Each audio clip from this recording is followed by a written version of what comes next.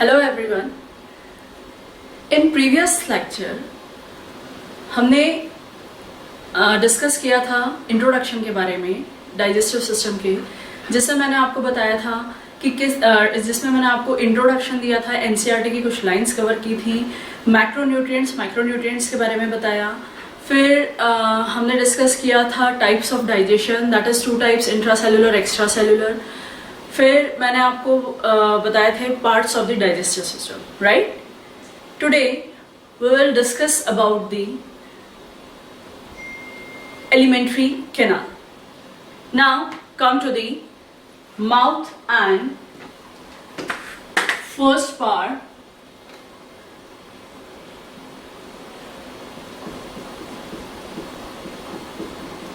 mouth and buccopharyngeal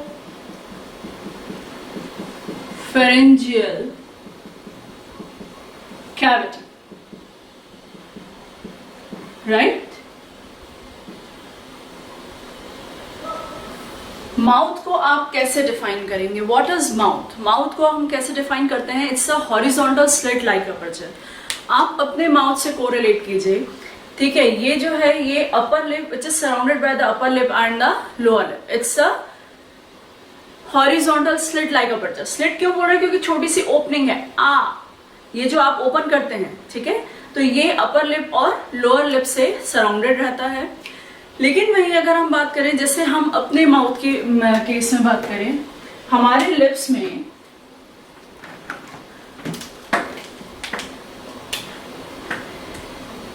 हमारे knows में और अपर लिप के बीच में, नोज और अपर लिप के बीच का जो स्पेस होता है उसको हम कहते हैं फिल्ट्रम। क्या बोलते हैं? Philtrum. That is known as philtrum. Fusion होता है एम्ब्रियोनिक डेवलपमेंट के टाइम पे, दोनों जो लिप्स हैं वो क्या होते हैं? फ्यूज होते हैं। लेकिन वहीं अगर हम बात करें किसकी?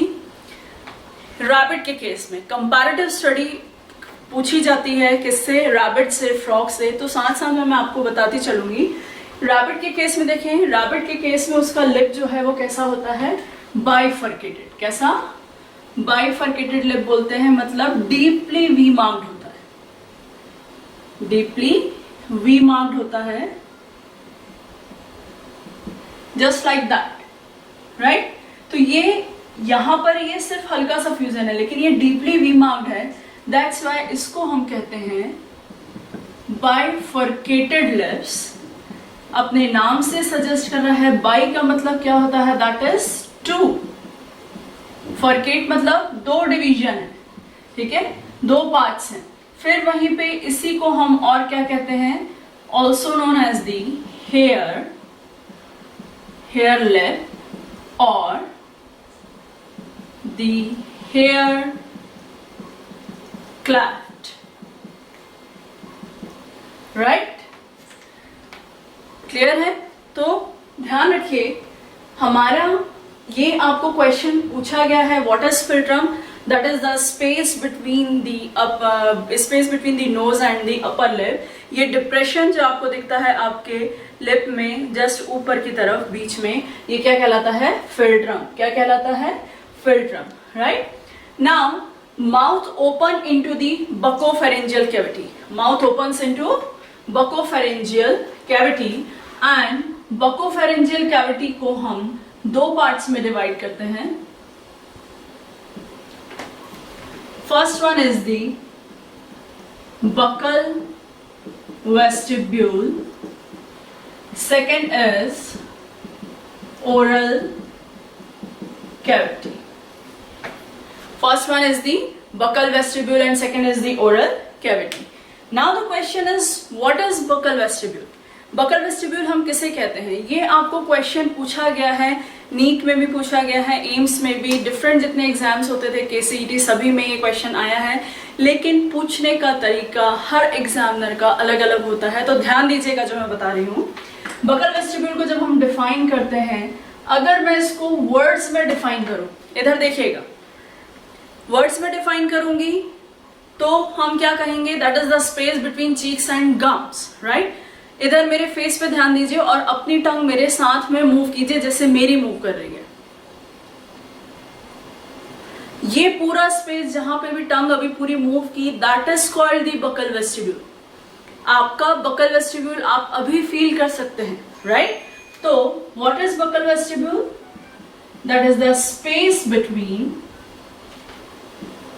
cheeks and gums। वहीं एक और लैंग्वेज में या इसको डिफाइन इस तरीके से भी किया जा सकता है, it is the space between the gums and lips. Question दोनों तरह से पूछा गया है कि व्हाट इज बकल वेस्टिब्यूल, तो जरूरी नहीं है कि पहला ही ऑप्शन दिया हो या जरूरी नहीं है कि सिर्फ दूसरा दिया हो, दोनों भी दिए जा सकते हैं। दोनों दिए होंगे तो बोथ आंसर आएगा, और अगर सिर्फ एक दिया है तो आपको उसके अकॉर्डिंगली करना है, ठीक है। तो ध्यान रखिएगा, the space between cheeks and gums और the gums and lips is known as the buccal vestibule, right. Now we come to the oral cavity. What is that oral cavity? Oral cavity क्या है? Inner और central part है। Mouth हमारा open हुआ buccal cavity में, buccopharyngeal cavity में। Buccal cavity और pharynx दोनों का कॉम्बिनेशन है, तभी हमने उसको क्या कहा है? बकोफेरेंजियल कैविटी, ठीक। तो ओरल कैविटी आपके माउथ में जो अंदर इनर सेंट्रल पार्ट होता है, that is called the oral cavity. And the roof of oral cavity, roof of oral cavity is known as, इसे हम क्या कहते हैं? It is called the palate, right. It is known as the palate. Roof of oral cavity is called the palate. So now we will discuss about the palate now.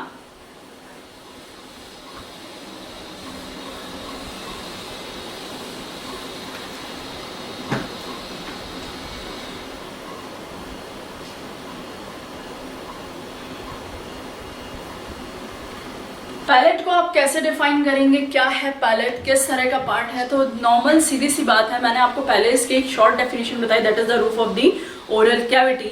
इसको हम differentiate करते हैं दो पार्ट्स में। Palette को हम differentiate करते हैं दो पार्ट्स में। First one is the hard palate, जिसे आप हिंदी में कहते हैं कठोर तालु।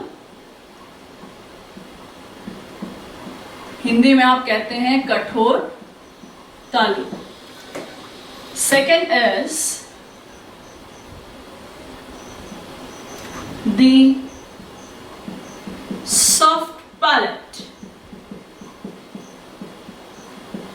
इन हिंदी इट इज कॉल्ड नर्म या नरम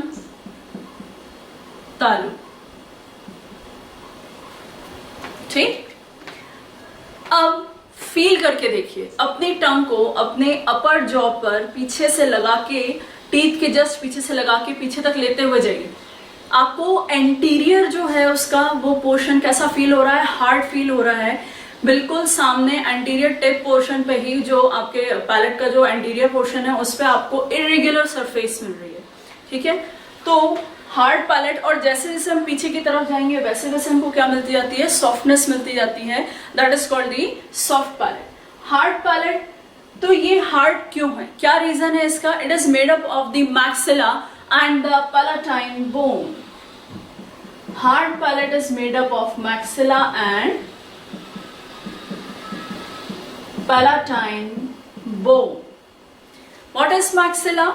ये अपर जॉ की जो बोन होती है ये पेयर्ड होती है, जिसको हम क्या कहते हैं? Maxilla. Upper jaw bone is maxilla, lower jaw bone is mandible. याद करने का सबसे इजी तरीका है, आपको जैसे ही मैंने बोला कि ये पेयर्ड है, कौन? मैक्सिला। दो फिंगर्स आपकी सीधी जानी चाहिए, फ्यूजन के बिल्कुल आजू बाजू, फ्रीड्रम के इधर की फ्यूज हो रहा है यहाँ पर, ठीक है। तो ये क्या हो गई? मैक्सिला, और ये क्या हो गई आपकी? Mandible. Maxilla, mandible, right. So hard palate is made up of maxilla and palatine bone। जो हमको क्या मिला है? वेंट्रल सरफेस पे, हार्ड पैलेट के वेंट्रल सरफेस पे, on the ventral surface of the hard palate, wave like projections or the transverse ridges, right, which is also known as the palatine ruggies, which is also known as the palatine ruggies. कुछ लोग इसको रुगी भी pronounce करते हैं, right, तो it is called the palatine रुगीज. इनका क्या significance है, क्यों इंपॉर्टेंट है, पैलाटाइन रुगीज का होना क्यों जरूरी है? It helps to hold the food in proper chewing. आप खुद सोचिए, अगर पैलाटाइन रुगी नहीं होगी तो सरफेस कैसी होगी, स्मूथ, तो खाना कैसा होगा, फूड जो है, जो बोलस बनेगा वो स्लिपरी होगा, आप उसको प्रॉपर च्यू नहीं कर पाएंगे. जब अभी आप खाते हैं तो प्रॉपरली आप थोड़ी देर तक क्या करते हैं, माउथ में रखते हैं और उसको च्यू करते हैं with the help of teeth, right.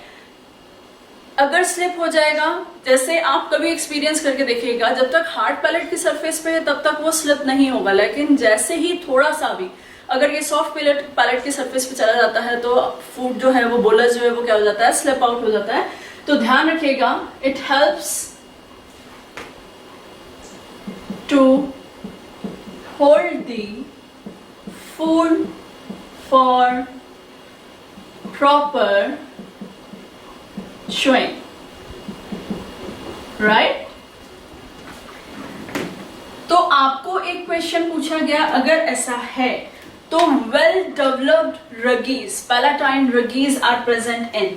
ये आप एक्सपीरियंस कीजिए, अगर आप नॉन वेजिटेरियन, वेज और नॉन वेज दोनों खाते हैं, तो जब आप वेज खाते हैं तब आपको ज्यादा फूड को च्यू नहीं करना पड़ता as compare to non veg. ठीक है, आप चिकन खा रहे हैं, आप अगर इस तरह का कुछ भी नॉन वेज आइटम खा रहे हैं तो आपको ज्यादा च्यू करना पड़ता है. ठीक है, सो सिंपल सी चीज है, जितने भी कार्निवोर्स एनिमल हैं, कार्निवोर्स जो हैं उनमें क्या मिलता है हमको, उनमें वेल डेवलप्ड पैलाटाइन रुगीज देखी जाती हैं. अब कई बार बच्चों के दिमाग में ये क्वेश्चन आता है, चलो हम तो वेजिटेरियन हैं, हम तो नॉनवेज नहीं खाते, फिर हमारी और जो नॉन वेजिटेरियंस हैं, आपके कोई फ्रेंड अगर नॉन वेजिटेरियन है तो उसकी रुगीज फिर ज्यादा कैसी होनी चाहिए, है प्रोमिनेंट होनी चाहिए, वेल डेवलप्ड होनी चाहिए. बट हम ह्यूमंस हैं, हम चाहें तो हम खा सकते हैं, हम नहीं चाहें तो हम नहीं भी खाते. ठीक है, it depends on our will, right. So हमारे केस में जो है वो एवरेज रहता है, इसका कोई कंसर्न नहीं रहता कि अगर आप नॉनवेज खाते हैं तो बहुत ज्यादा क्या मिलेगी आपको, पैलाटाइन रुगीज प्रोमिनेंट मिलेगी. लेकिन वहीं आप देखिए लायन को, लायन का आपने देखा होगा, मुंह जब वो खोलता है तो अंदर बहुत आपको क्लियर कट उसमें रुगीज दिखती हैं, अंदर बिल्कुल खांचे, गहरा दिखाई देता है. ठीक है, दीज आर दी पैलाटाइन रगीज. तो ध्यान रखिए, well developed, well developed ruggies are present in carnivores, right. वही अब मैं बात करूं सॉफ्ट पैलेट की. Soft palate is made up of the connective tissue, involuntary muscles, right. Soft palate के केस में ये कैसा होता है, एकदम स्मूथ होता है, स्मूथ सरफेस होती है, स्मूथ मसल्स प्रेजेंट होती हैं, और इसमें पोस्टीरियर एक्सटेंशन, जब आप कभी देखिएगा अपना मुंह, आप कभी आईने में माउथ ओपन करके देखिएगा, पीछे आपको एक इस तरह का स्ट्रक्चर, छोटा सा U shaped structure soft palate में हैंगिंग स्ट्रक्चर दिखाई देता है. ठीक है, तो ये क्या है, ये सॉफ्ट पैलेट का एक्सटेंशन होता है, extension of soft palate, which is also known as, जिसे हम क्या कहते हैं, it is known as the uvula, it is known as the uvula, और टेक्निकल टर्म बोलूं तो it is also called the velum palatine. Right ये नाम अपने नाम से सजेस्ट कर रहा है पहला टाई, दैट इज पायलट ने क्या पहनी है, टाई। टाई कैसी होती है, हैंगिंग स्ट्रक्चर होता है ना, आप क्या करते हो, नॉट बांधते हैं, गले में लटका लेते हैं, जस्ट लाइक दैट आप में आपके सॉफ्ट पैलेट के पोस्टीरियर पोर्शन पे पैलेट में टाई लाइक स्ट्रक्चर प्रेजेंट होता है, जिसको हम क्या कहते हैं, यूवुला और द वेलम पैलाटाई।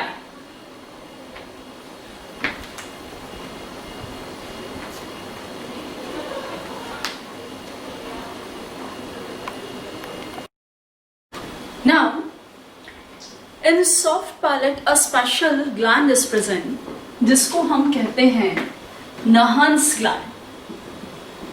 क्या बोलते हैं, नहंस ग्लैंड, राइट।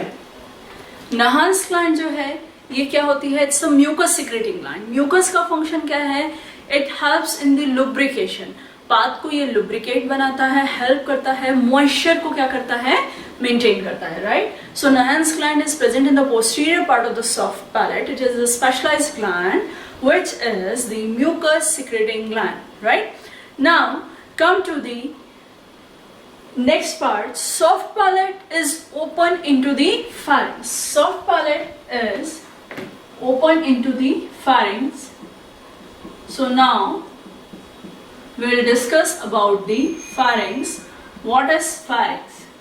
Pharynx क्या है, किसे कहते हैं, क्या करता है? It's a common passage. Actually ध्यान से सुनिएगा, ये कॉमन, ये बहुत ज्यादा पूछा गया क्वेश्चन है। Pharynx is common passage, right? Common passage between